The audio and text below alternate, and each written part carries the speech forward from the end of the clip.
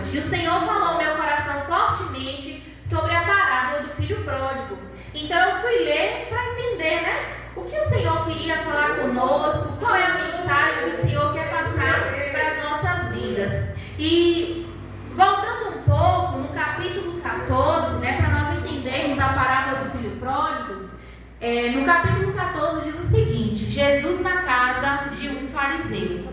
Então Jesus, né, ele chega até a casa de um fariseu, alguém importante naquela época. Os fariseus, eles faziam parte de um grupo religioso, um grupo importante, né, em Jerusalém. E Jesus chega naquela casa e ele começa a operar sinais e maravilhas.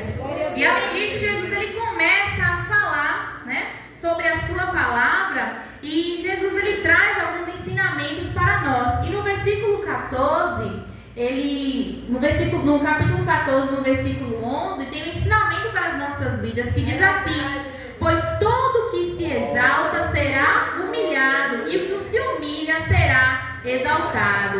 E Jesus diz isso porque ele percebeu que as pessoas que estavam naquela casa estavam procurando lugares de honra para ficar. E Jesus disse: é melhor que você seja exaltado do que, né, humilhado.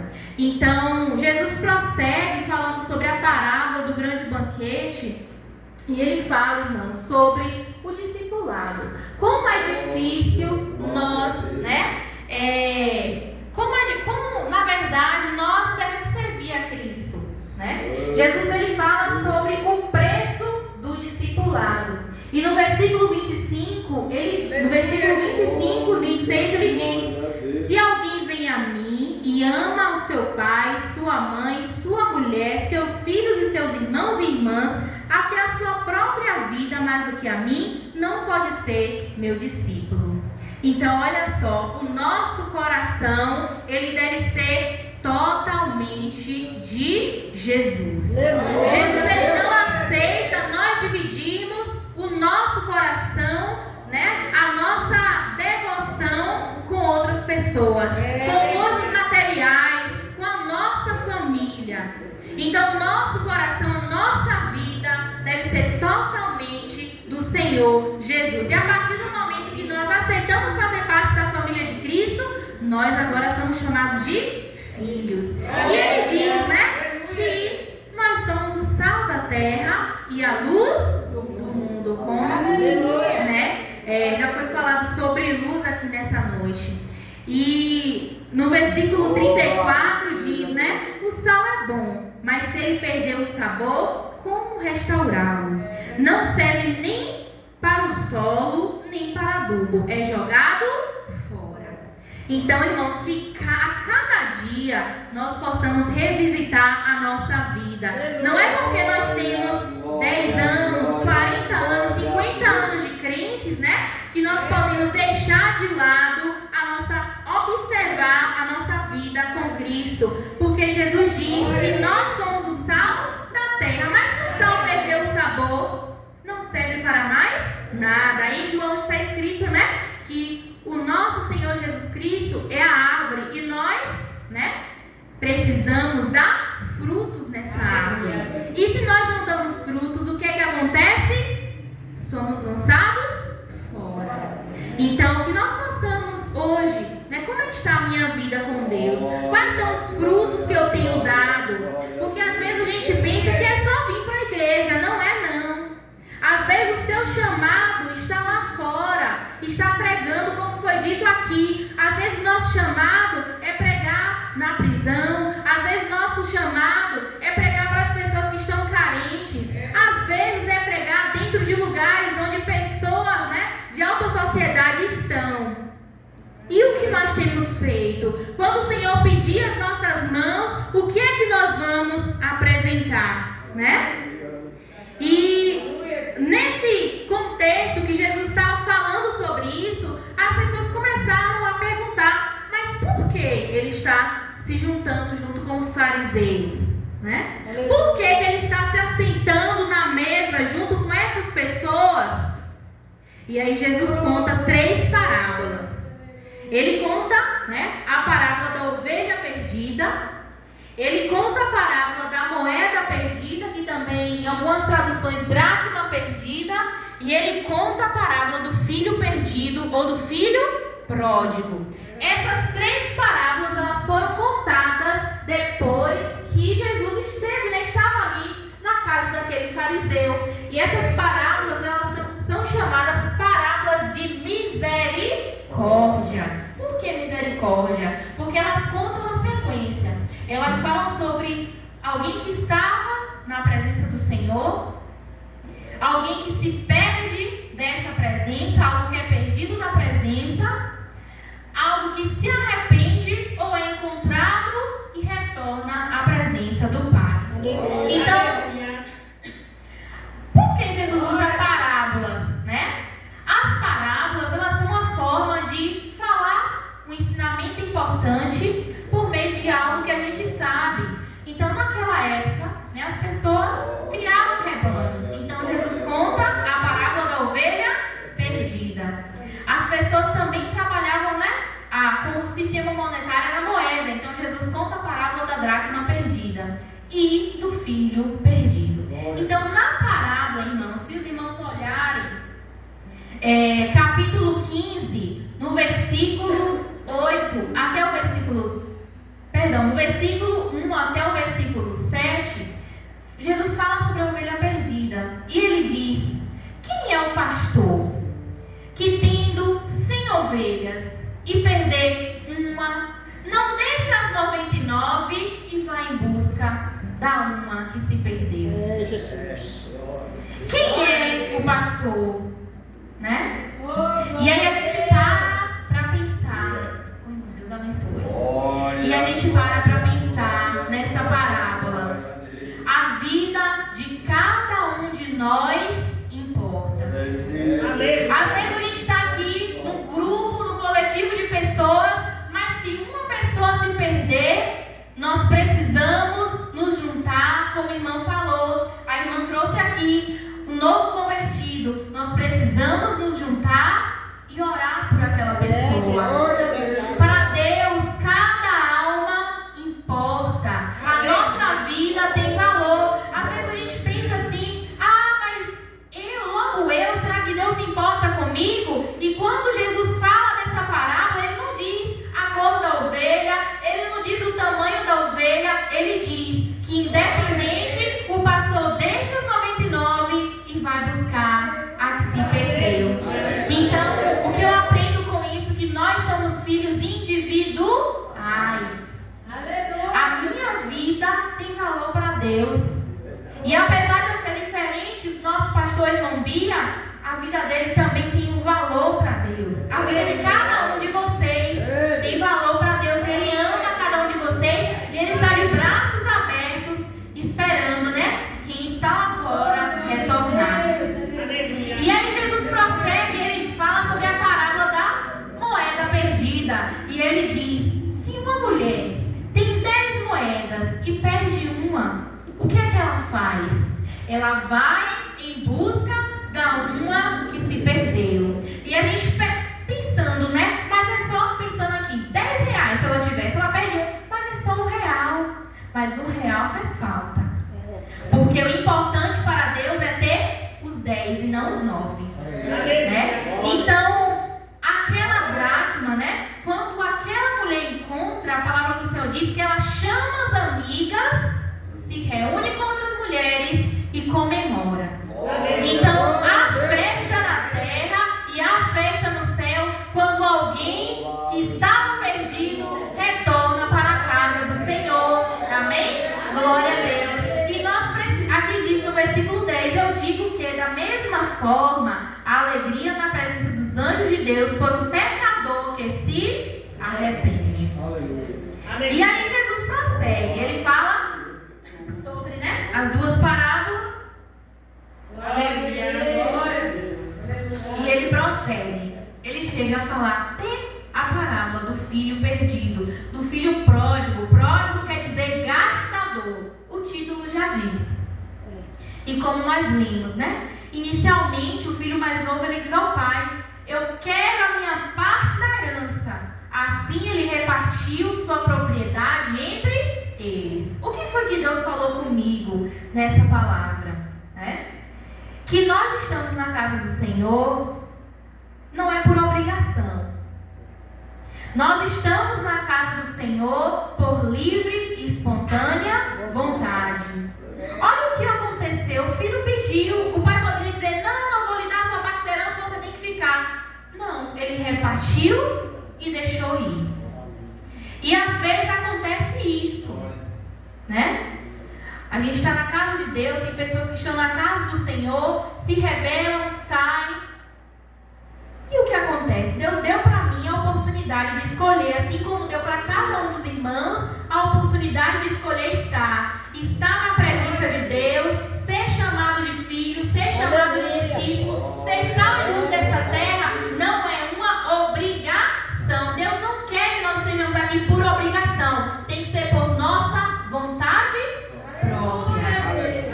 E aí o pai deixa ele ir, só que aquele filho começa a viver dissolutamente, pensando que a riqueza dele não ia acabar, né? Trazendo para os dias de hoje, às vezes as pessoas acham que as riquezas que tem, né, que as oportunidades lá fora que o mundo oferece são bons caminhos ou vai ter um bom fim. E aí a palavra do Senhor nos diz o contrário. Olha o que diz, né, no versículo 16. Ele viveu a vida que ele queria, só que chegou o momento, né, tudo que nós fazemos, o que acontece? Tudo que nós fazemos tem consequências, sejam boas, sejam ruins, e a consequência para ele não foi boa. E ele diz: ele desejava encher o estômago com as vagens de alfarrobeira que os porcos comiam, mas ninguém lhe dava nada. Então todas as nossas atitudes, elas têm consequências. Já nos diz no livro de Provérbios que tudo que nós fizermos, nós prestaremos contas a Deus. No final tudo é vaidade, e tudo que nós fazemos prestaremos contas. Amém? No versículo 18 diz, né, que o filho então, né, ele percebendo toda aquela situação, ele se arrepende e volta. E aí ele reconhece, né, ele se arrependendo, ele reconhece: pai, não sou mais digno de estar na tua casa, de estar na tua presença. E aí qual é a atitude do pai, né? O pai que foi rejeitado, o pai que mesmo dando tudo para o filho foi rejeitado, foi abandonado. Então, o que aconteceu? O pai abriu os braços e esperou o seu filho retornar. Abriu os braços e recebeu de volta o seu filho. E aí, irmãos, o que é que eu percebo com isso? Que o meu Deus, o seu Deus, ele é um Deus de amor. Ele é um Deus de amor. Ele deu o seu único filho para morrer por mim e por você na cruz do Calvário. Hoje nós estamos aqui, às vezes nós sentimos uma dor e já queremos ir ao médico ou tomar um remédio para passar. Imagina o que Jesus passou por mim e por você. E além do mais, mesmo nós somos sendo falhos, pecadores, né? Mesmo nós sendo mal agradecidos, mas o Senhor está de braços abertos para nos receber todas as vezes que nós voltamos para a sua casa. Amém? Glória a Deus. Então o pai correu e fez uma festa. E aí nessa festa, o que foi que teve, né? O pai colocou um anel no dedo do seu filho. O pai colocou vestes novas. O pai matou o bezerro cevado. E aí o que é que eu entendo com isso? Que ele restaurou a identidade daquele filho. Ele disse: você não é servo, você é filho. Irmãos, quantas vezes nós não entendemos isso? Nós estamos na casa do nosso Pai, do Deus que é criador de todas as coisas, do céu e da terra, e nós não agimos como filhos, né? Quantas vezes nós esquecemos que o nosso Pai tem poder de fazer todas as coisas? Quantas vezes a gente deixa a ansiedade entrar no nosso coração, a preocupação entrar em nosso coração? E eu digo isso nós, me incluindo também, porque primeiro nós precisamos pensar em nós. E naquele momento a identidade do filho foi restaurada. Né? Só que tem um detalhe: quando tudo isso aconteceu, o filho mais velho, o que foi? Ele poderia estar também feliz pelo irmão ter retornado. Mas ele não ficou feliz. Ele disse: Pai, eu sempre estive contigo e o Senhor não me deu nem um bezerro, não me deu nada para eu compartilhar com os meus amigos. E aí, irmãos, o que é que eu entendo dessa palavra, né? Que ele estava vivendo como um servo e não como um filho. Quantas vezes nós deixamos de acessar as bênçãos que nós temos para nós, né? As bênçãos que Deus derrama sobre a nossa vida, porque nós não agimos como filhos, nós agimos como servos. Estamos aqui todos os dias na casa do Senhor. Mas será, né, que nós estamos aqui só obedecendo ordens? Será que nós vimos para a casa de Deus pregar só porque o nome está na escala? Louvar só porque o nome está na escala? E fazer evangelismo só porque o grupo da igreja organizou? Ou será que nós temos prazer em fazer aquilo? Porque aquele filho não tinha. Ele trabalhava como servo. Então, todas as vezes que nós estivermos na casa do nosso Deus, como disse no início, né, nós precisamos estar por nossa livre vontade. Nós precisamos estar entendendo que nós somos escolhidos. Deus, né, Jesus, ele veio na terra, morreu por nós e escolheu um povo dentro de outros povos. Glória a Deus. Então, olha só, que maravilha, Deus nos escolheu. Ele nos escolheu, Deus deu o seu único filho para que nós pudéssemos ter salvação dos nossos pecados, né? E aí o pai disse, né, para encerrar por conta do horário, no versículo 31, disse o pai: meu filho, você está sempre comigo, e tudo que eu tenho é seu. Mas nós tínhamos que celebrar a volta deste seu irmão e alegrar-nos, porque ele estava morto e voltou à vida, estava perdido e foi achado. Amém? Glória a Deus. Que nós tenhamos, irmãos, também a cada dia, né, nos conectar mais com Deus e orar por toda a vida que se afastou. Orar por toda a vida para que eles possam se arrepender, assim como, né, aquele filho pródigo se arrependeu, e retornar à casa do Senhor. Porque Jesus, ele nos deu um mandamento: amar o Senhor teu Deus acima de todas as coisas, e ao teu próximo como a ti mesmo. Como é que eu amo o meu próximo vendo ele indo para o abismo e deixando ele ir? Né? Como? Se eu não quero ir para o abismo, eu não quero deixar que os outros, né, vão também. E como é que a gente faz isso? Pregando a palavra de Deus, que é um mandamento, né? O Senhor fala, né?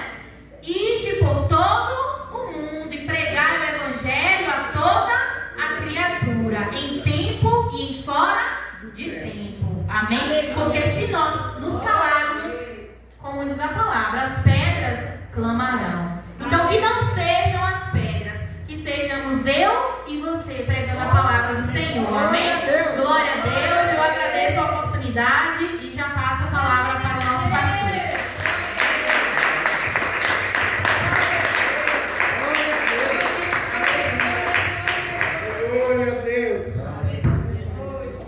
Saúde, amada igreja, graça e paz do nosso Senhor e Salvador Jesus Cristo. Amém. Está aí, amados irmãos, os convidados, né, que o Senhor Jesus Cristo convidou. Glória a Deus. Nós não convidamos, não foi? E apareceu vocês. Glória a Deus, por isso que foi vocês atendendo a ordem do Senhor Jesus Cristo. Que Deus abençoe todos, continue sempre nessa mansidão, nessa humildade, sempre tendo um ouvido sensível à voz do Espírito Santo. Quando o Espírito Santo falar, isso assim nós temos que obedecer. E muito interessante, né, meus irmãos, a mensagem que a nossa mãe Jacqueline trouxe a respeito do filho pródigo. Muito linda, muito maravilhosa, e nós temos que lembrar que nós éramos estes filhos pródigos diante do Senhor. Eram nós. E no final da história desperdiçou nossa mocidade, nossa infância e algumas coisas, mas depois a gente ergueu a cabeça, né, e olhou para o alto céu e reconheceu que precisava do Senhor. E a gente voltou aos caminhos do Senhor e estamos aqui servindo ao Senhor. Onde o mundo aí fora pode chegar e dizer assim: ah, mas fulano já fez isso, fez aquilo e tal, e agora bota a Bíblia aos braços e diz que é salvo. Verdadeiramente nós somos salvos, permanecer até o final, porque o Senhor morreu na cruz do Calvário. Ele morreu para nos trazer vida e vida com abundância. E esta ovelha perdida era nós também. Era nós. E hoje nós fomos achados pelo Senhor, porque Ele nos escolheu. E aqui nós estamos agradecendo a Deus, porque Ele nos escolheu, nos tirou do chaco de lodo, nos colocou dentro da casa para reunir e adorar a Ele, porque esse é o Deus verdadeiro, é o Deus que ajuda e não precisa de ajuda. É o Deus que ajuda e não precisa de ajuda. Ele não precisa de nós para nada, a não ser para levar o Evangelho, para fazer o id. Ele pregar no Evangelho a toda criatura, aquele que ouvir, que ele for batizado, permanecer até o fim, será salvo. Aleluia. Então Ele precisa de nós para isso, irmãos. Glória a Deus. Então é por isso que nós temos que sempre estar ouvindo a voz dEle, sempre se dispondo para Ele, sempre dizendo: eu preciso trabalhar na seara do Senhor, porque a seara é grande. Glória a Deus. Então, Deus abençoe a todos os pastores que estão aqui, a todas as irmãs que estão aqui, todos os irmãos. Também a pregadora que trouxe a mensagem à noite, que Deus conserve sempre você sendo o vaso diante do Senhor para levar a palavra a Senhor. Amém? Glória a Deus. Vamos fazer a oração final, depois da hora de esperar mais. Glória a Deus. Querido Pai, nós te amamos e nós te adoramos, porque Tu é o Deus verdadeiro. Tu é o Deus Criador do céu e da terra. Tu é o Deus onipotente. Tu é o Deus que dá vida. Tu é o Deus também que tira a vida. É a Ti, Pai, que nós adoramos e suplicamos a Ti. Manifesta sempre a Tua presença na vida de todos que envolvem a Tua nós. Derrama da Tua graça, Senhor, sobre os corações. Que a consolação do Espírito Santo continue nos consolando todo momento que vivemos sobre esta terra. Porque há momentos difíceis para atravessar, mas o Espírito Santo nos ajuda intercedendo por nós. E assim, meu Deus, eu quero te rogar e te suplicar também uma bênção para todos que entram por essas portas. Olha com teu olhar de compaixão, de misericórdia, estende essas mãos santas e poderosas, segura nas mãos de cada um. Meu Deus, se tem alguém enfermo, toca as tuas mãos também. Seja o provedor da alegria e a felicidade do coração de cada um. Dá-lhe o que deleite deste coração, Pai. Ajuda cada qual pelo amor do teu santo nome. Responde às orações do teu povo, às necessidades do teu povo.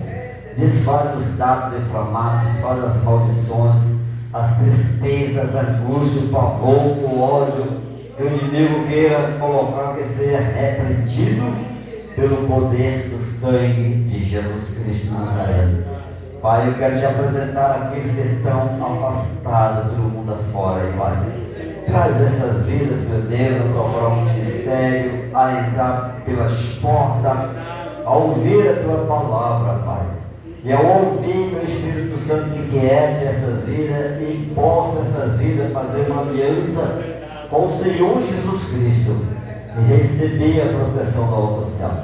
E assim, Senhor, eu te peço, abençoe os pastores também.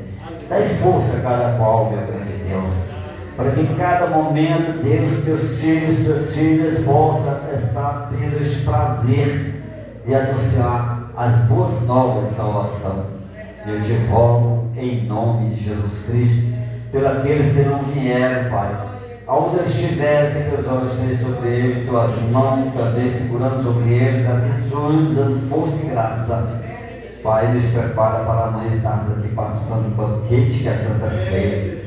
Que cada um venha, meu Deus, participar alegremente e aqui adorar a Ti na beleza da Tua santidade. Pai, aceita todas as adorações, todos os louvores, com bom cheiro, meu Pai, e despede cada qual para os seus lares, abençoe pelo amor do Teu Santo Nome. Amém. A graça, a paz, a comunhão do Pai, do Filho e do Espírito Santo esteja com toda a igreja, e a paz do Senhor Jesus Cristo, e a paz do Senhor Jesus Cristo, e a paz do Senhor Jesus Cristo. Deus abençoe. Amém.